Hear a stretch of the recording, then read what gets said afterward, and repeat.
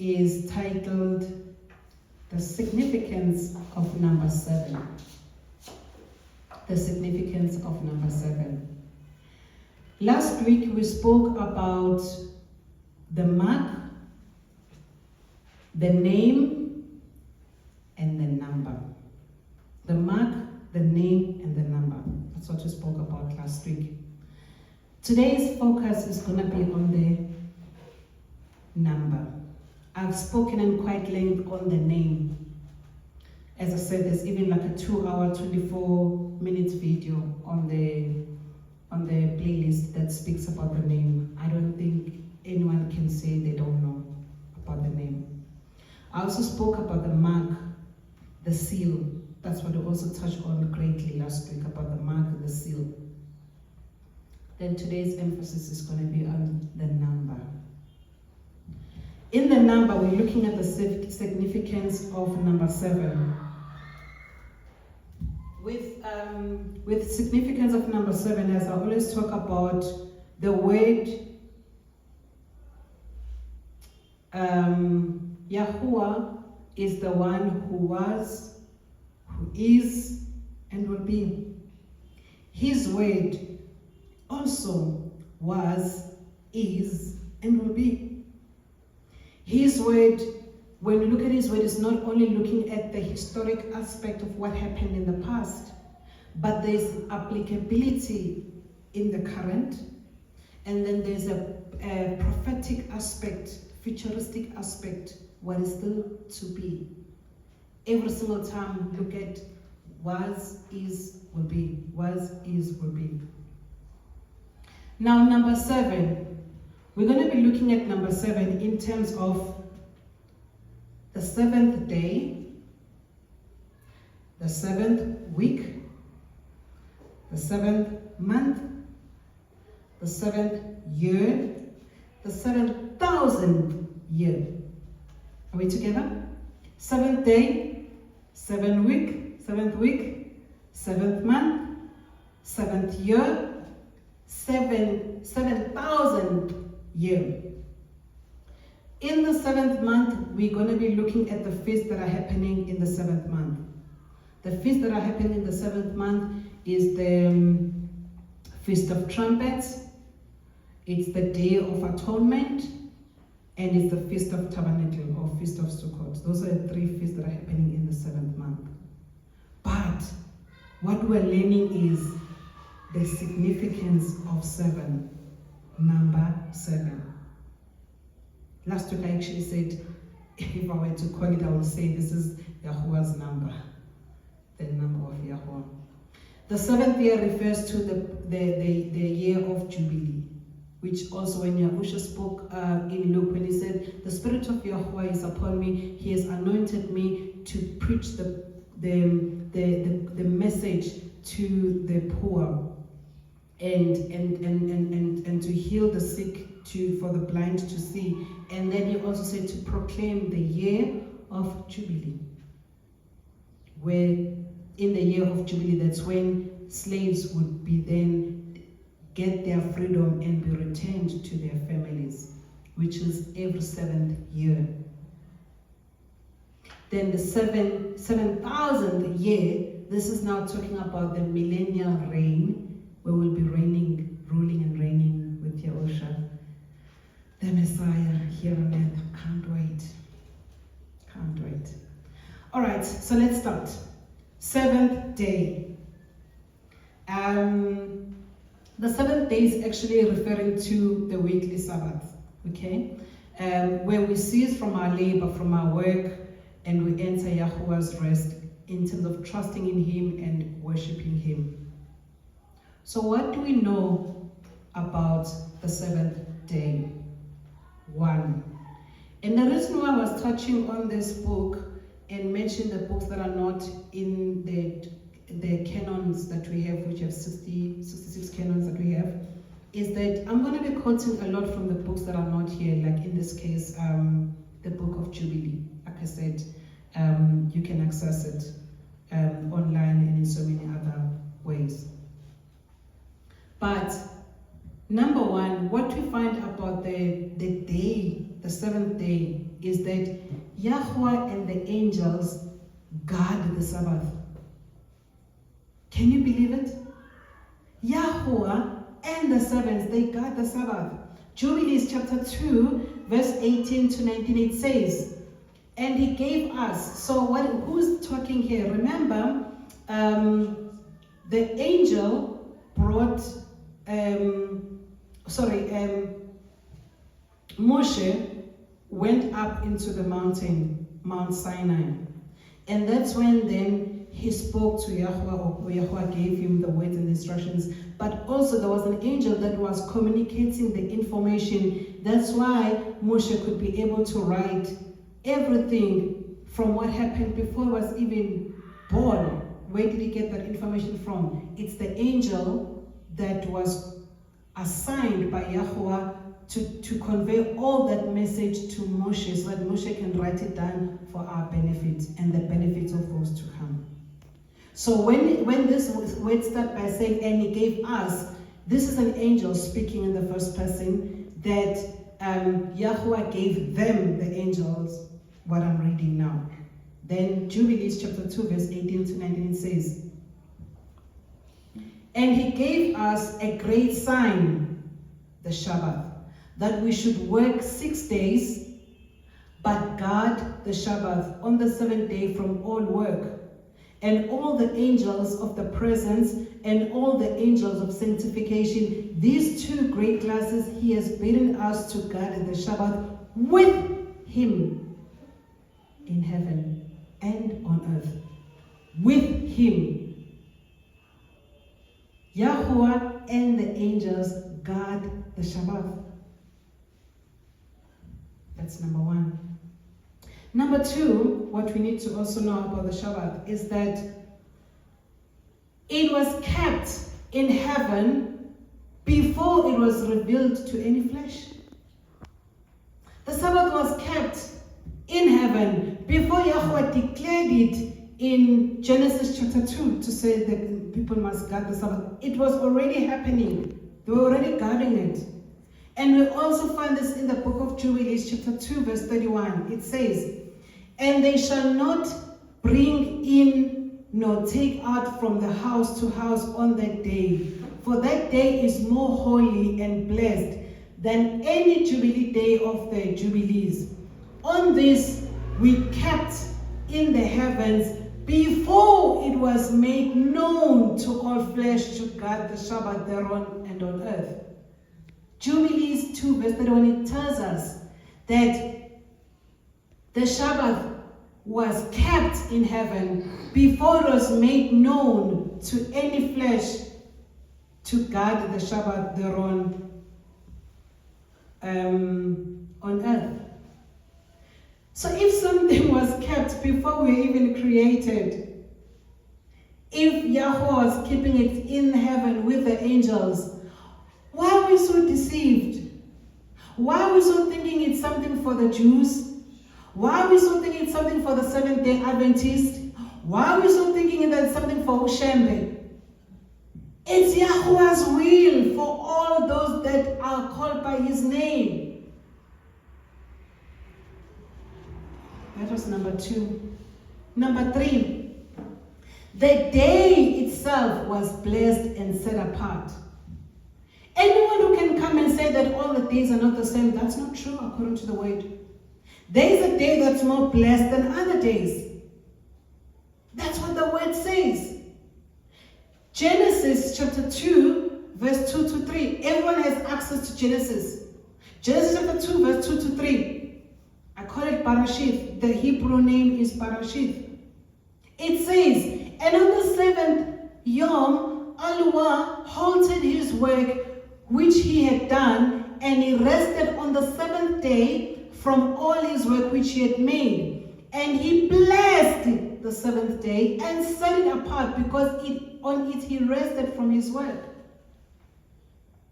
Jubilees chapter 2 verse 27, it says, Jubilees 2 verse 27 says, wherefore do you command the children of Israel to observe the day, that they may keep it holy, and not to do thereon any work, and not defile it. as it is holier than other days. It's not me who's saying that, it's the word. It says it is holier than other days. So how do we say no there? You can choose any other day. If it is holier than other day, it's more sanctified than other days, more blessed than other days. Blessed are you who's doing what you're doing in that particular day, as in worshiping Him and honoring Him on that day. That was number 3. The day is blessed and set apart. Not only is the day blessed and set apart, but the people who guard this day are blessed and set apart. This is now where the distinction happens. Asifani. No one's funny. Those that are obeying His word are different from those that are disobedient. Bottom line. Now the whole thing of the democracy has lied to us to say all people are equal. Even in the animal farm, some are more equal than others. Even in the jungle, they know who's the king of the jungle. The lion is the king of the jungle. There are ranks. There's distinction. So, I didn't make myself special. I didn't make myself peculiar. I was chosen. I was set apart. And any person can be, depending whether they choose to obey His word or to walk in disobedience. That's when the distinction happens. It's up to us. Because even the word talks about that in the house of Yahuah, there are different vessels. Some are unto honor, some are unto dishonor. Some are precious metals and so forth. Some are wooden in the same house. But it doesn't end there, that when it says anyone who purifies himself, anyone who work out their salvation, who purifies themselves, they are working towards being special in the hand of the Master. Everybody is available to be chosen as a vessel. But it's up to an individual. What do you do? Just like everybody, they were given talents. Yes, others were given 5, others 3 and 1. But even the one that was given 1 was expected to do something with the one that they were given. They decided to hit it. Jubilees chapter 2 verse 21, it says, and everyone who observes and guards Shabbat thereon from all his work, will he be holy and blessed throughout all the days like unto us. Who does what? Terms and conditions, Bazalan. T's and C's apply. There is no such thing, injury to one is injury to all. Once saved, always saved.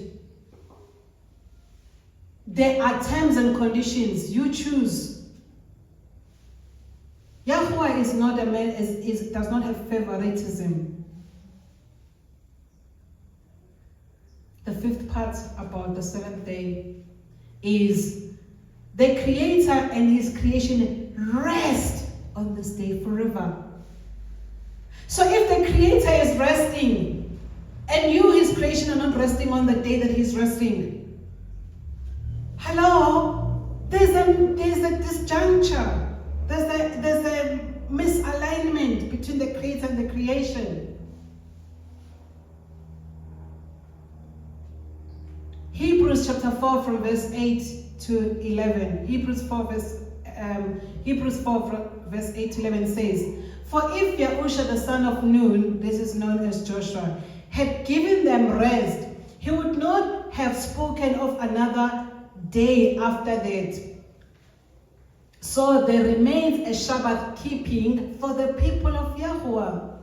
For the one having entered into his rest has himself also rested from his works, has ceased from his works, and has entered Yahuah's rest. Just like Yahuah rested from his own. Let us therefore do our utmost to enter into that rest, lest anyone fall short after the same example of disobedience.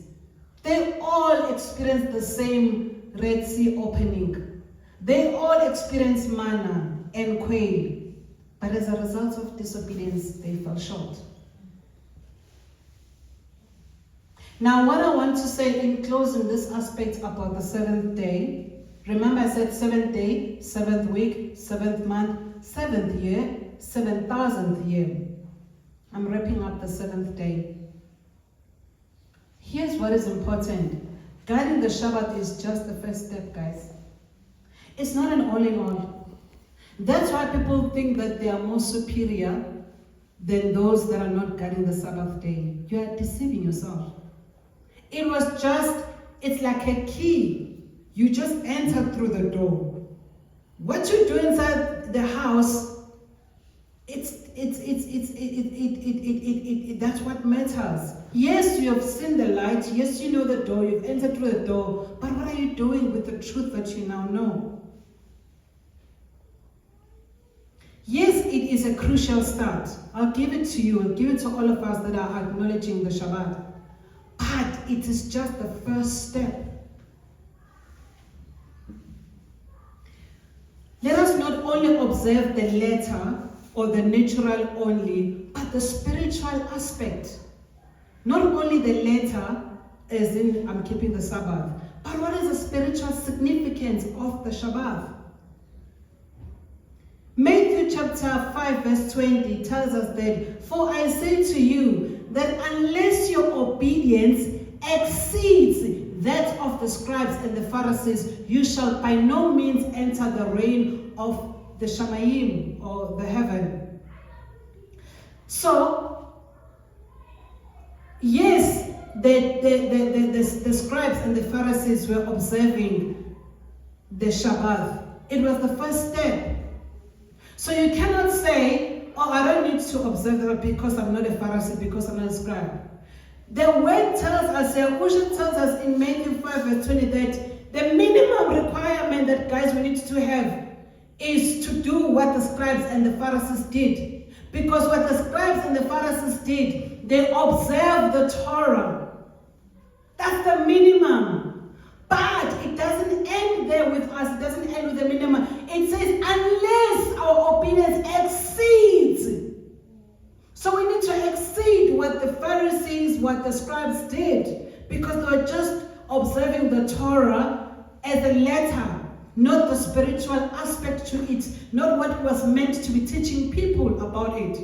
They were doing it either to boast, to say they are more holier than others because they can observe the Torah. They are the ones who will enter heaven or the kingdom of heaven because they are observing the Torah.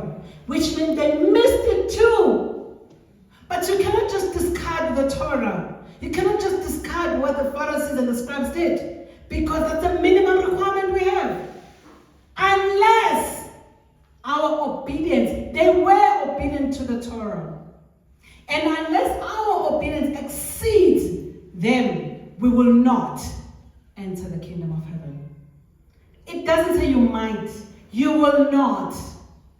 That's why Yahuah says, yes, it is said in the word, whosoever commits adultery has committed sin. I say to you, anyone that looks with a lustful eye on a woman, they are as good, or even on a man, they're as good as having slept with that person. You don't have to have physically have done it. This is now, Yahuah is now talking about the minimum is now met, don't commit adultery, but beyond the minimum is even just imagining someone.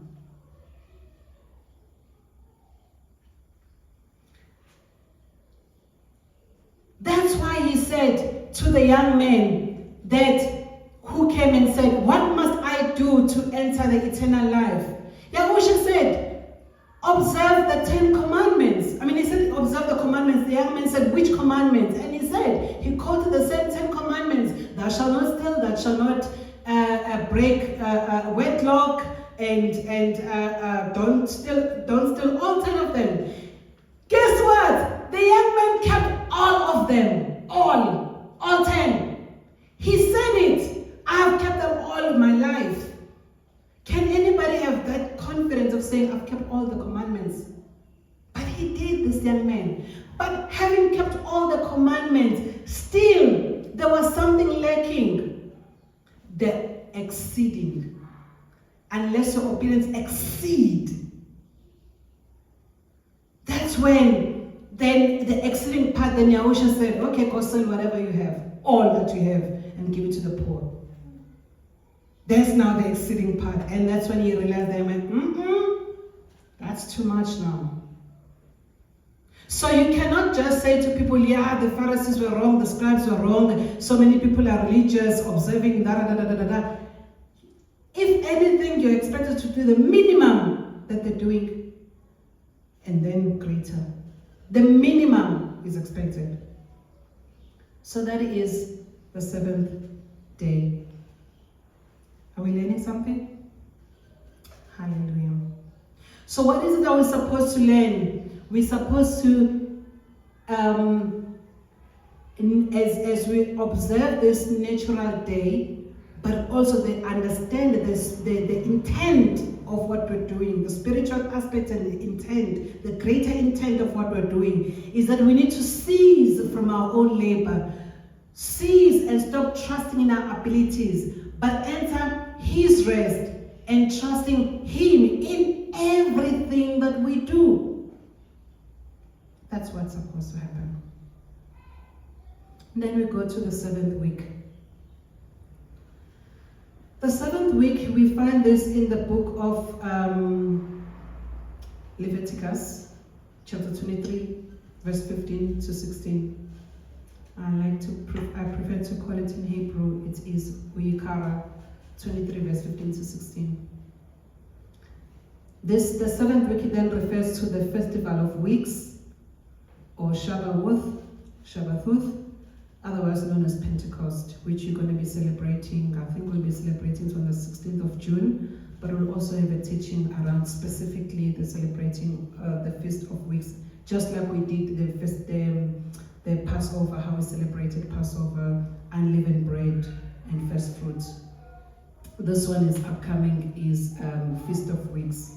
And it's called literally Feast of Weeks because you celebrate it, you count 7 weeks from the first day following the Passover.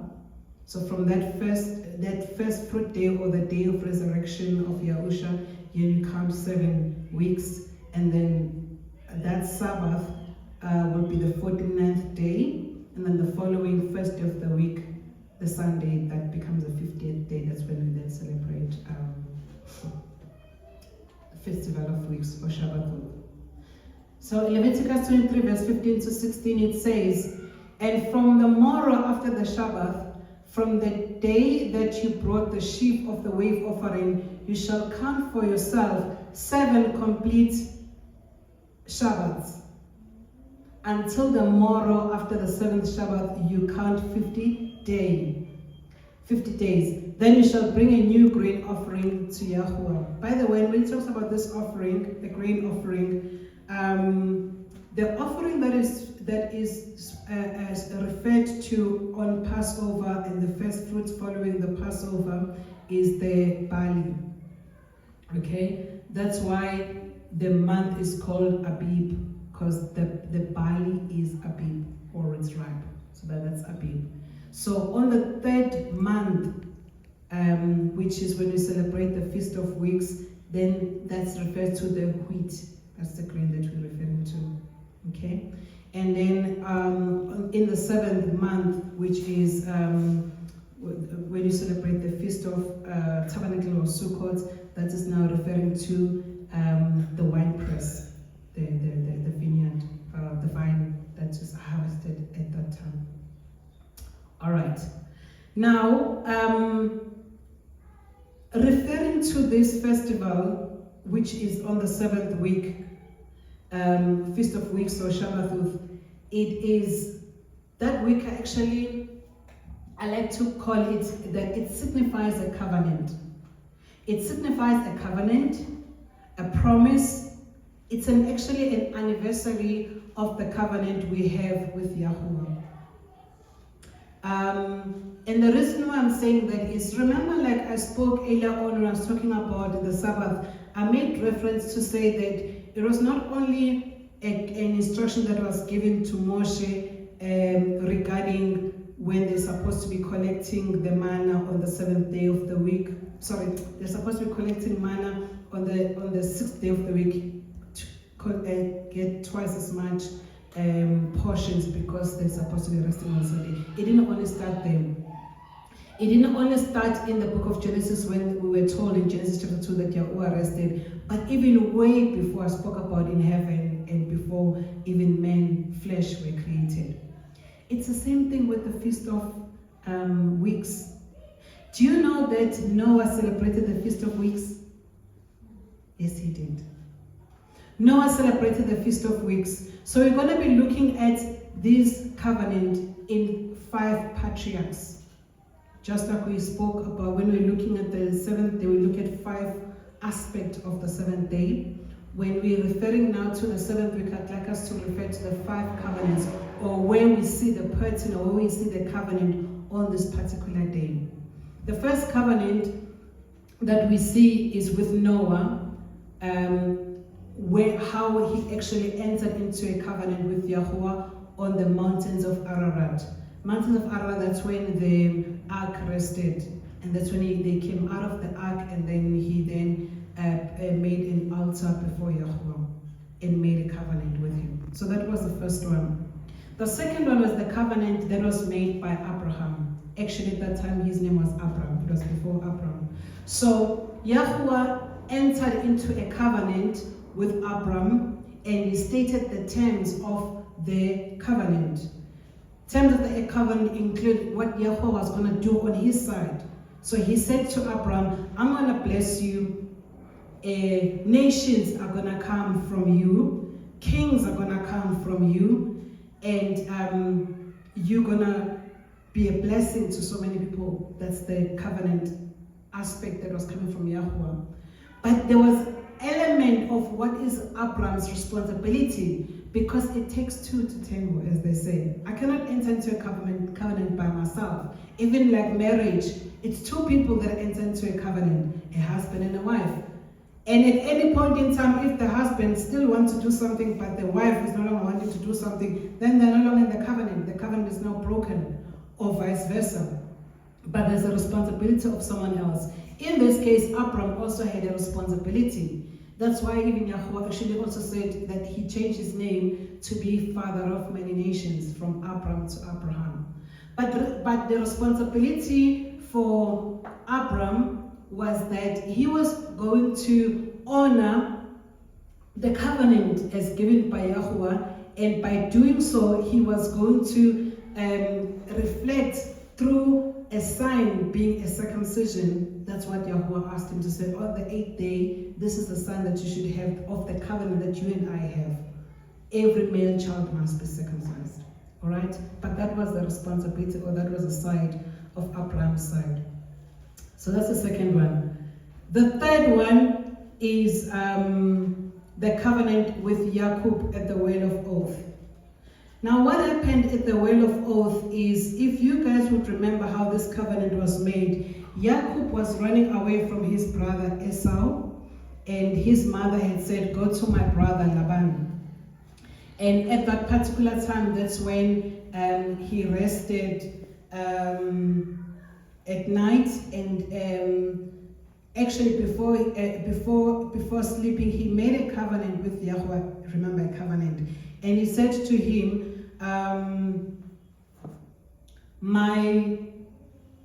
if you were to keep me and protect me, this is what Jacob said, all right? If you were to keep and to protect me until I come back from the land where I'm going to, I will give 1/10 of whatever you are giving me. So he made a covenant before the Father and said, I will give you 1/10 of whatever I have. And we find that in the book of Genesis chapter 38.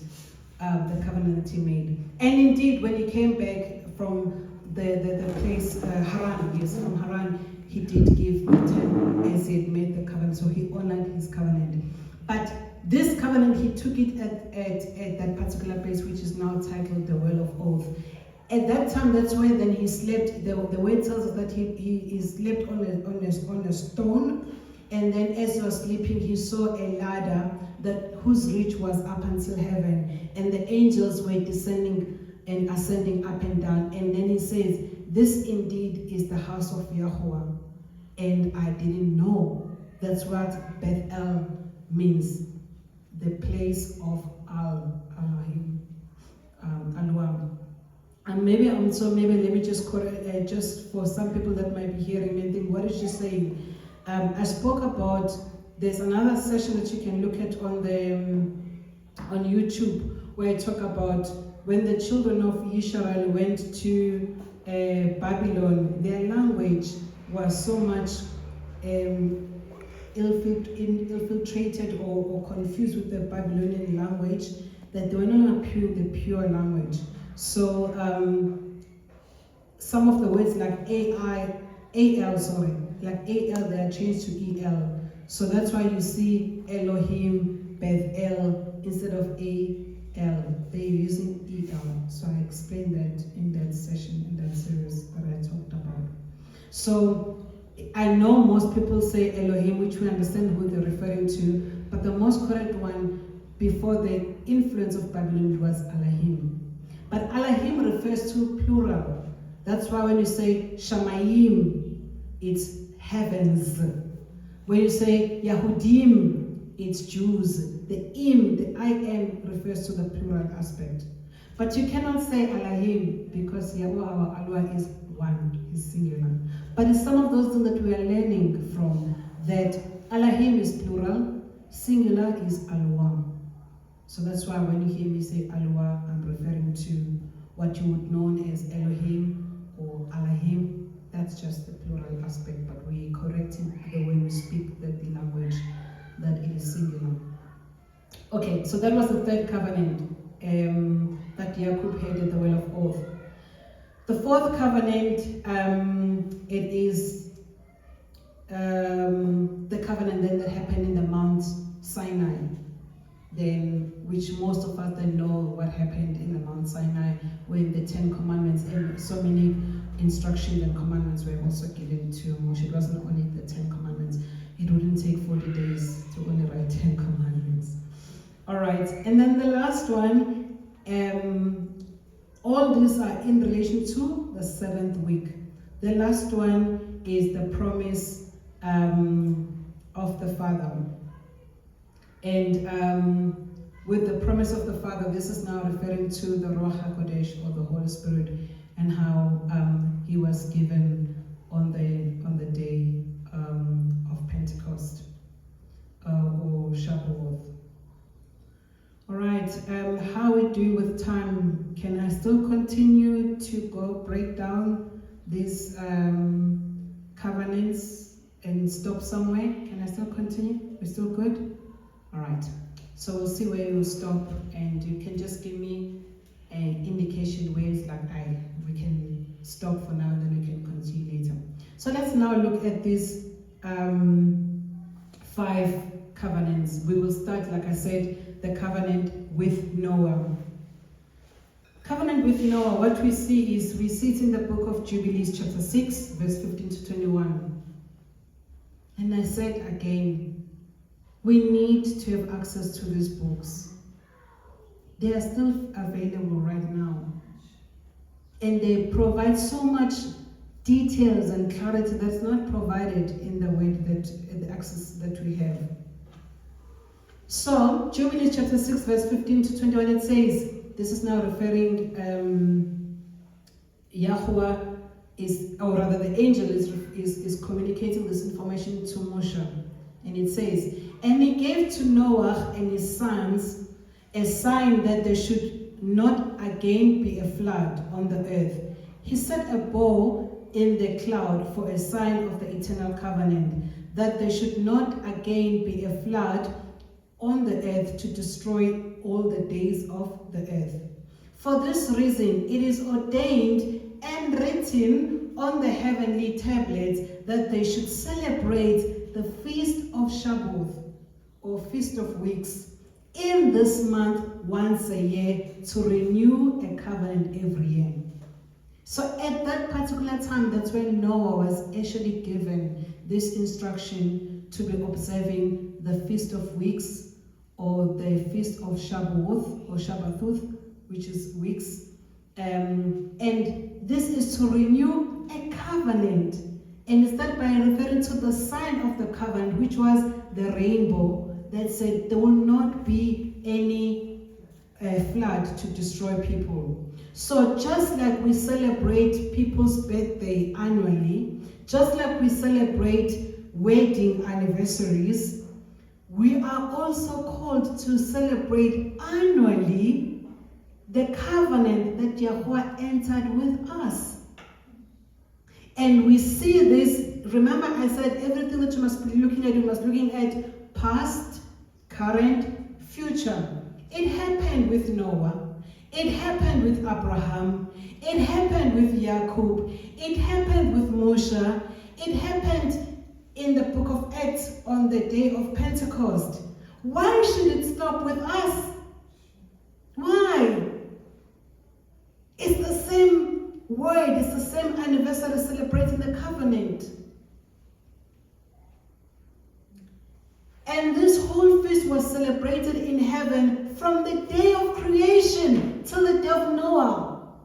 This celebration, the feast of weeks, the feast of Shabaoth or Shabathuth, or weeks in plural, Shabathuth, or Pentecost, it was celebrated before creation in heaven.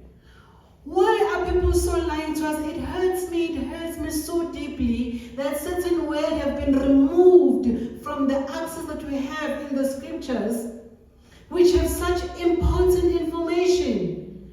Certain people, I know even as a Christian, certain people will celebrate Pentecost, but the Pentecost would not have the emphasis as Passover. Some will be doing it, some will not do it. And some will be like, I don't understand what's the relevance, what's the significance. But we now know that it is as going as far back as the day of creation till the days of Noah. And this word, Jubilee chapter 6 verse 15 to 21, it also says, just like the Shabbat also was celebrated in heaven, 26 Jubilees, 5 weeks of years, and Noah and his sons observed it for 7 Jubilees and 1 week of years, till the day Noah died. Listen to this. Please follow through. Till the day Noah died. And from that day, Noah's sons, from Noah's death, Noah's sons did away with it until the days of Abraham. They ate blood. The sons of Noah. By the way, do you remember that the sons of Noah, they only made it to the ark by virtue of their death? It was because of their father's obedience that they were covered, that they were included. Now we see that as soon as Noah dies, they stop observing the feast which their dad, which their father Noah observed. Which their father Noah observed from going as far back, even before creation. The book of Jubilees tells us that this feast was celebrated. They stopped. They started eating blood, which they were specifically told that life is in the blood. They must never eat blood. They stopped until Abraham. Then Abraham continued. It says, but Abraham observed it, and Yitzhak and Jacob and his children observed it up until your days. Who's your days? This is now Moshe. Because the angels are relating something that happened in the past. Because Moshe was not there when Noah was alive. As he's referring this, he's saying to them, by the way, Noah, your ancestor, observed this feast, and his sons. As soon as he died, his sons did away with it. They forgot about it. Abraham came. He knew this word. He obeyed Yahuah. He observed this feast. Not only did he observe, he taught his family, like I spoke about what Yahuah told me yesterday, that he is about families. Teach your children, teach your family his ways. That Yitzhak did it, Jacob did it, and his children observed it until this generation, Moshe, that didn't observe it. Until they are now being brought into this Mount Sinai, be reminded, now they are reminded of what they let go of.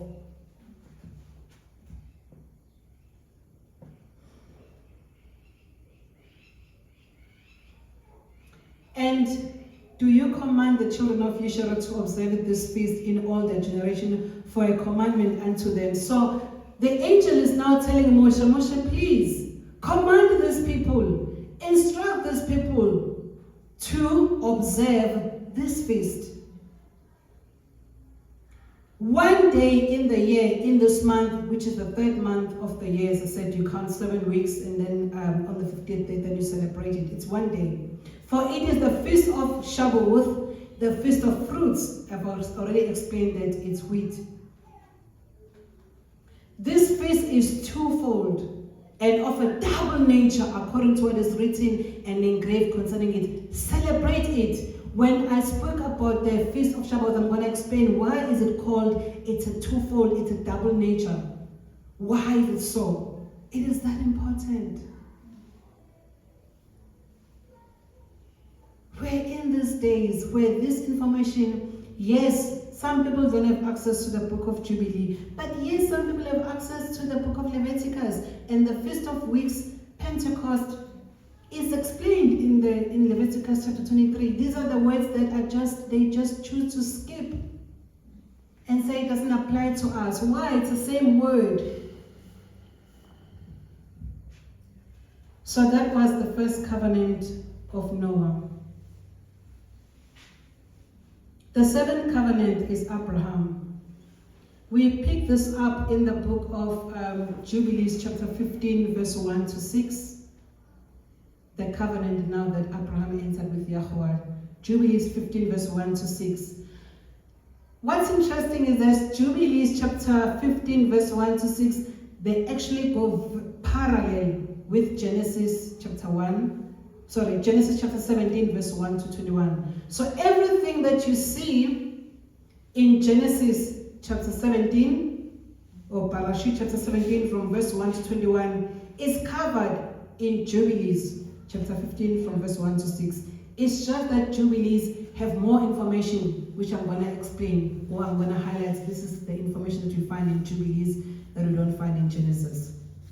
Let's read. So Jubilees 15 verse 1 to 6 and Genesis 17 verse 1 to 21. And in the 5th year of the 4th week of this Jubilee, in the 3rd month, remember the Feast of Shabaoth is in the 3rd month. Okay, in the 3rd month, in the middle of the month, Abram celebrated the feast of the fruits of the grain harvest. As I said, it's wheat. And he offered a new offering on the altar, the first fruits of the produce unto Yahuah, a heifer and a goat and a sheep and all on the altar, as an ascending sacrifice unto Yahuah. Their fruit offering and their drink offering he offered upon the altar with frankincense. And Yahuah appeared to Abram and said unto him, I am El Shaddai, walk before me and be perfect, and I will make my covenant between me and you, and I will multiply you exceedingly. And Abram fell on his face, and he spoke to him. That's when the name Yahuah made a covenant with him, and changed his name from Abram to Abraham. And then he said that for your part you shall establish this covenant between me and you, and your seed after you, and the land where you are at as a sojourner, being Canaan, shall be your possession. You shall possess it forever. This is when the covenant happened. And then the part that was expected of Abram concerning circumcising his family. Now, as I said, what we find this covenant in Jubilees chapter 15 from verse 1 to 6 is exactly the same story that we find in Genesis chapter 17 from verse 1 to 21. The only part that we don't find in Genesis chapter 17 is the timing. Genesis chapter 17 does not tell us when did Yahuah meet Abram to make this covenant. It's only in the book of Genesis, it's only in the book of Jubilee. It's only in the book of Jubilee that we now told that it was the Feast of Weeks, the Feast of Shabaoth, the covenant man. Why would they give us certain information and remove some? So even in the same word in the book of Genesis, some information is removed as if it belongs to certain people, the Jews. And this, we're told, this is a double-portioned festival. It's of double nature, twofold nature. Why are we not being told about it? And even those that had walked before us reading the book of Leviticus, why they never spoke about this? This was the second covenant, Abraham. The third covenant, which is now Yahuah in the well of oath. I'm now summarizing. I've already spoken about how the well of oath that Yahuah was running away from his brother Esau and made the covenant, which we pick up in the book of Genesis chapter 38, where he said that if you will take care of me and protect me, I will give you a tenth of what I have, and which is what exactly he did. And what we see the covenant there with Yahuah, we pick it up in the book of Jubilees again, chapter 44, verse 1 to 8. Jubilees chapter 44, verse 1 to 8, and it says, "And Yisrael took his journey from Canaan, from his house, on the new moon of the third month." So already, these are the details, as I said, that we find in Jubilee, that we don't find in the book of Genesis. It was the first day of the third month when Yahuah was in this place and offered a sacrifice to Aluah of his father Yitzhak on the 7th day of the week. So the new moon, which is the first day of the month, is in this place. The 7th day of the week, so the 7th day of the month, which you can assume it was the 7th day of the week, as he was there first day of the month. He offered sacrifice. That's why when we come on the 7th day of the week, we bring our sacrifice, not only our sacrifice in terms of our offerings, not only financial offerings, but we offer ourselves. We offer our gifts. We offer first and foremost ourselves. That's why the word talks about Abel was first accepted, and therefore his gift.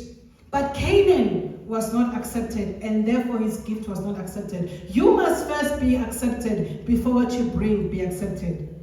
Don't expect to be bringing your gifts and your talents, but you are not in it. Yahuah wants you before your gift. Anyway, he gave you those gifts. Yahuah remembered the dream that he had, which I spoke about, of the staircases. And he celebrated the harvest feast of the fruit. Now here's the situation. Never say, but I don't even know how to do it. I know most of us, we don't know. We don't have this wheat grains, we don't have the wine, we don't have the goats, we don't have all of them. But what matters is the state of the heart, our willingness to want to obey. Yahuah was in that place. He didn't have the fresh wheat because there was a famine. Remember, he was now moving, Yahuah is now moving from Canaan. He's now being called to Egypt by Yosef. Yosef says now that there is grain in Egypt. So come. Now he's in this particular state that he only has old grain. He doesn't say, I'm not going to celebrate this feast because I don't have the new grain. I don't have the harvest. He still uses what he has. You give what you have. You do what you can. And then it talks about that it was on the 16th day, then Yahuah of the third month appeared unto him and said to him, it is fine, you can go to you can go to Egypt, and you will come back a great nation, and I will bless you. In fact, you will bear it in your land, and Yosef shall put his hand upon you and upon your eyes. So he wasn't sure. Yahuah was standing there in the field, not sure whether he should still go to Egypt or not. And this is what we're learning here. At any point in time, don't act if you don't know what to do. Ask. Seek the Holy Spirit to guide you. Seek the Ruach HaKodesh. Seek the Father, the Spirit of the Father. It's Him. Ask Him, I don't know, should I go, should I not go? A lot of us hurt ourselves. We go for interviews that we're not even supposed to go in the first place and we get hurt. But we were not even supposed to be there in the first place. So the lesson that we're learning here is from Jacob is he didn't know whether he should go ahead to Egypt as he's now in this place in this mountain, and Yahuah confirmed it to him. He said, no, you can go to Egypt. I will be with you. I'll take care of you. And that time when it happened, it was the 16th of that month. He was celebrating the Feast of Weeks, the covenant. Hallelujah. So this is so much important, guys. We're going to stop there for today. And next time we'll then catch up. We'll then continue on the other covenants that are remaining. There are 2 covenants that are remaining. It is the covenant of Mount Sinai. We're going to speak about next time the covenant of Mount Sinai, and the promise of the Holy Spirit, which the Father gave to us. And that will then combine it with the feast of Shabaoth, which is on the 16th. We'll also talk about it then. Father, we just want to thank you.